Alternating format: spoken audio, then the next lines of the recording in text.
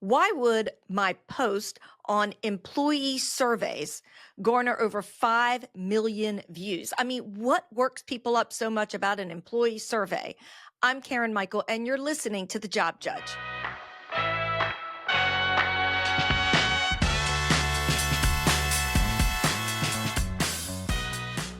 Welcome to the Job Judge podcast, the podcast for anyone who works. I'm Karen Michael, your host of The Job Judge, where together, one episode at a time, we navigate through all those legal landmines and workplace dysfunction so that together we can make workplaces that are safe, civil, and legally compliant. Now, a couple ground rules. I am a lawyer, but I cannot give legal advice on this podcast. It is truly just guidance. Also, sometimes we talk about sensitive subjects, maybe not today as much, but we do frequently. So just as a word of caution, as you might be listening to other episodes. And finally, be sure to hit the subscribe button, like, subscribe, comment, follow along. You don't want to miss an episode of The Job Judge. So a couple months ago, I was giving a presentation and it was recorded, and I posted a little portion of that presentation. And that little few seconds was about employee surveys and exit interviews. Here it is. Do not do an employee survey if you're going to do nothing with the information you get from your employee survey. Do not do exit interviews if you're going to do nothing with the information you get from your exit interviews. I had this bullying case the other day. Like, yeah, we've had multiple people in exit interviews say that she's doing X, Y, and Z. I thought, oh, well, what did you do with that information? Can you believe that that little clip on Instagram and TikTok got over 5 million views, tons of comments? I've received lots of messages. Why? Because employees are pretty sick and tired of being asked to complete employee surveys and then seeing nothing come of them. And many employers are well-meaning. Employers aren't intending to do nothing with the information, but they frequently do nothing with the information. And there's a whole lot of other complaints that I received as well. And I'll just start with this example of kind of the risks of employee surveys and then not doing anything with that information. 30 years ago, when I was practicing law at my big law firm, one of my clients received a lawsuit for sexual harassment. And one of the allegations was that years earlier, the company had conducted an employee survey. And as part of that employee survey, they had this little comment section where people could comment, just a free-flowing comment. And the allegation in the lawsuit is that when these women completed that employee survey, that on the survey they identified that Joe Smith, let's call him Joe Smith, was sexually harassing them. And nothing was done about it. And the allegation is that that is noticed. Now, in sexual harassment cases or any harassment case, a way that an employer becomes liable for the harassment, and I'm going to simplify it, is if the employer is on notice of something and doesn't take action to remedy it. So the allegation was that these employees wrote in the employee survey, hey, there's sexual harassment here, and the employer did not take appropriate action. So as a result of that, the plaintiffs asked for discovery, and they asked for the prior employee surveys. And what was a little interesting is that even though the employer said this is all highly confidential, well, of course, we were able to figure out exactly which employees had completed those surveys. And sure enough, right there in the survey was their very specific complaint about Joe Smith. And sure enough, the company had done nothing about it. Now, this was a very large organization. There were thousands and thousands and thousands of responses that they had to cull through. And in reality, it was just too overwhelming. The data was too much. Fast forward to when I was an executive in human resources at a large financial institution. We thought, oh, we want to get our finger on the pulse of how things are going here. So we're going to go hire this big consulting firm, and you can name, I'm sure you can figure out the name of whichever one we used. And they're going to come up with all these great questions that we're going to ask employees. And we're going to do this employee survey, and we're going to collect all this data, and we're going to figure out all this information. And then at the end of that, they're going to put together these charts and graphs and these beautiful brochures, and we're going to figure out all this information, and it's going to be great. And we did it year one. And then, oh, we're so busy. We're so busy. We don't know what to do with this information. It's so much. And so we didn't do anything about it. But we said, well, we'll do it again next year because we'll have more time next year. And I think we did this for about 3 years. And my recollection is I don't think we really did anything with that information, even though we got thousands and thousands and thousands of responses and tons of data. Because in reality, what can you actually do with that information? Now, I'm not dissing. If your company does employee surveys, don't at me.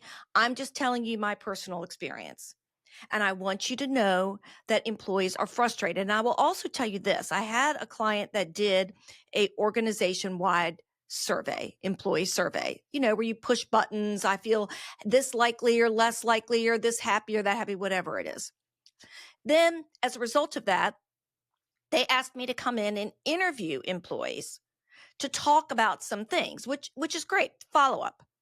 I will say the data that I collected in actually talking to employees was relatively different than the information that they obtained in the survey. And one of the reasons is because as humans, sometimes we get tired of filling out a form. And so we don't put as much thought into something, or maybe we're just randomly clicking something, or maybe we're intentionally misleading. I hope not, but I mean, let's be real. Sometimes that would happen. And the data is esoteric in some ways. I feel engaged. I understand what's expected in my job. And if it's an anonymous survey, then how is that relevant to departments? Because a company is really made up of little pockets of an organization. And each department, in my experience, has its own culture.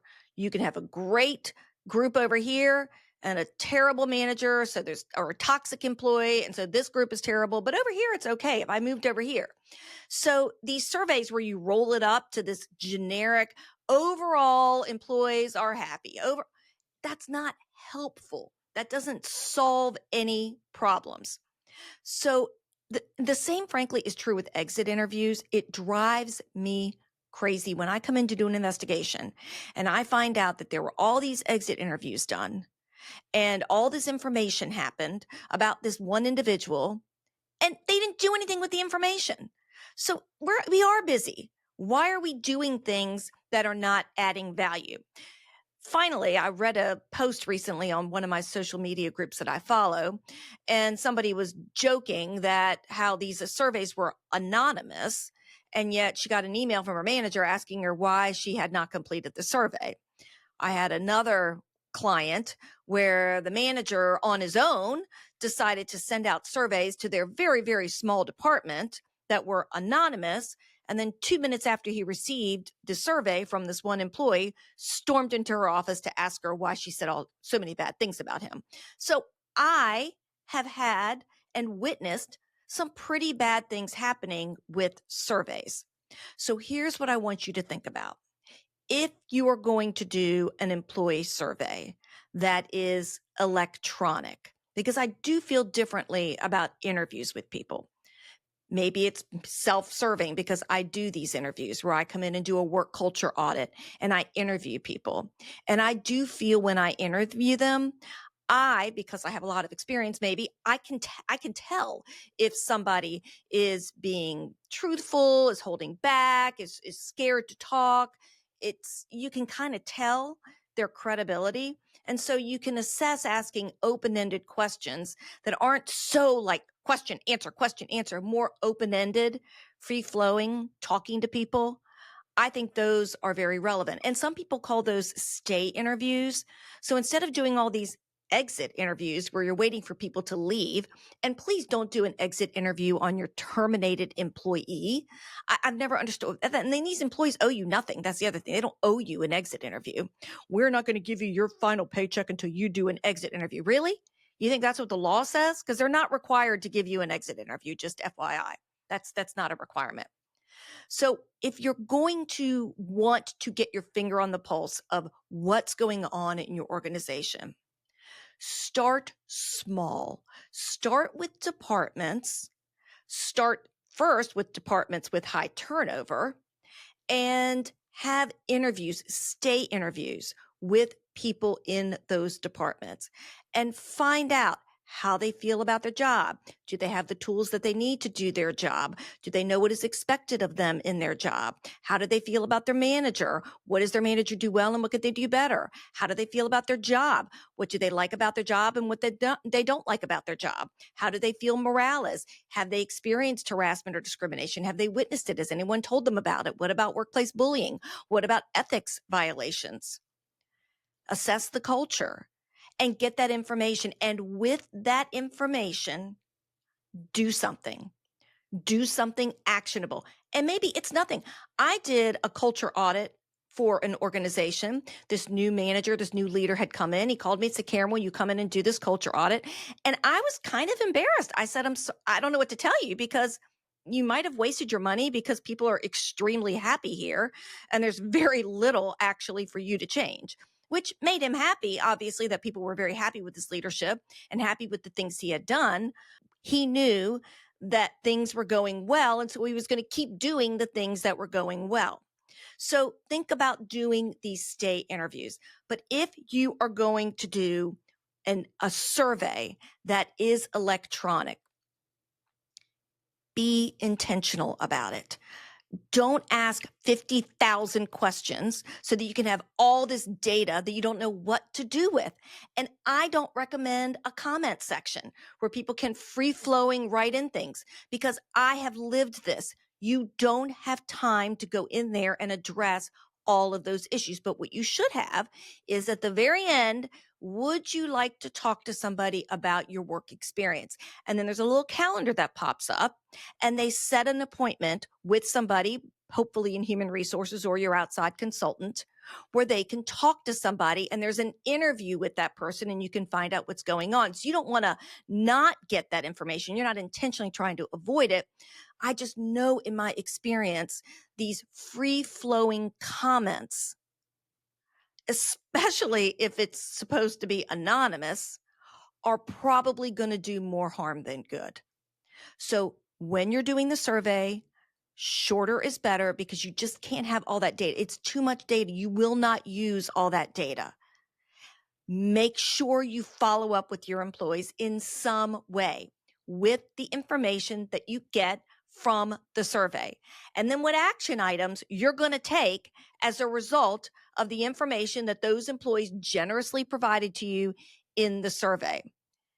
And understand that when you have a low response, people don't trust your organization. They don't trust it's confidential. They think they're going to be retaliated against based on what they say in the survey. And oh, by the way, some employees are retaliated against based on what they say in the survey. And they don't think you're going to do anything with that information. And so they think it's a complete waste of their time. Make it time valuable. Make an intentional decision. If you're going to do a survey, that it's going to be short, it's going to be intentional and frequent. Don't just do once a year, do once every 3 months. Test it every 3 months, see how it's going, see the improvement, see the not improvement, and then show that you're going to put something in place and then do a survey to see if what you put in place worked. That shows your employees that you're intentional. And yeah, that is a lot of work. I agree.